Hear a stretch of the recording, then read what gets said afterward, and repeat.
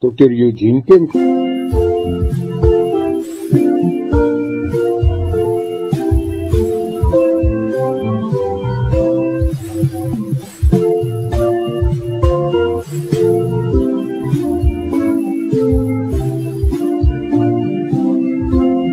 Dr. Eugene Kemp, ons rink. Ons almal ken seker Ella in Vetkoekpaleis, Worsie se ma, sy treur mare oor haar pynlike geboorte met Worsie, waar sy altyd so praat van oor die pyn, en weet jy wat is pyn, en dan, ja, dan fokus sy op, hy was 'n instrumentbaba, en dat die pyn so erg was, dat die dokter binne aasmorfine vir homself moes inspuit. Sy gebruik dan dit om Worsie eintlik die hele tyd so half amper in sy plek te hou, en hy moet ewig dankbaar en diensbaar aan haar wees, en mag hy nie enigiets bevraagteken wat sy sê nie. So teen hierdie agtergrond lees ek weer ook Naomi se storie, hoe sy terugkeer uit Moab uit nadat sy alles verloor het, haar man, haar 2 seuns, en in daardie tyd was dit eintlik 'n skrikwekkende belewenis, want jy was eintlik heeltemal aan jouself oorgelewer, uitgelewer. En dan is die vrouens bly om haar te sien, en dan sê sy, noem my nie Naomi nie, maar noem my Mara, wat bitter beteken, want die Almagtige het alles van my weggevat, kom het maar op neer. En my so laat dink dat iets hier is nie reg nie, en dit is hoeveel mense in my spreekkamer en ek self ook maar deur daai pad ook al geloop het, waar mens kwaad word vir die Here en wonder hoekom hierdie swaar op my pad kom.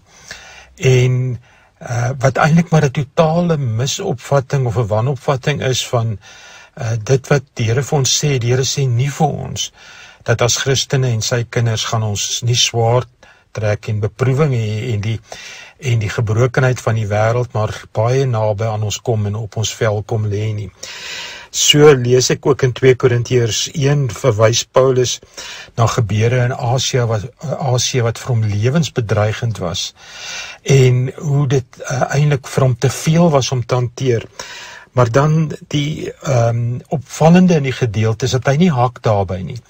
Want dis die risiko in hierdie tyd dat ons soos Naomi hak by ons seer en dan swaar dra dan, en dit begin soos Ella ons definieer, hierdie pyn, en dit word onaangenaam om rondom ons te wees, want ons het net hierdie swaar wat ons dra. Wat Paulus dan baie sterk probeer die klem op plaas, is dat dit hom geleer het, en die kosbaarheid van swaar in ons as kinders van die Here se lewe is, dat dit leer ons hoe diep afhanklik ons van die Here is. Daar's 'n Arabiese spreekwoord wat sê dat all sunshine makes a desert. As dit net sonskyn die hele tyd is, dan sit ons met 'n woestyn, ook in ons eie geestelike en emosionele lewens. En wat opmerklik is in die storie van Naomi is dat Rut ingesluit en al die vrouens en ook die skrywer van die boek nie vir Naomi Mara noem nie, maar Naomi noem. En Naomi beteken lieflik, aangenaam en pragtig. En ek dink dat dit is ons identiteit wat ons het, en dit is nodig om vas te hou daaraan, dat daar, en dit sluit ook aan by 'n verdere vers, en dit is wat ek graag net ook wil deel, waar Obed gebore word later in die boek Rut, en dan die vrouens, die buurvroue praat ervan, het hom 'n naam gegee en gesê, vir Naomi is 'n seun gebore, en hulle het hom genoem Obed. Hy was die vader van Isaai, die vader van Dawid, en hoe die Here haar seer, haar pyn omkeer om 'n absolute wins te word.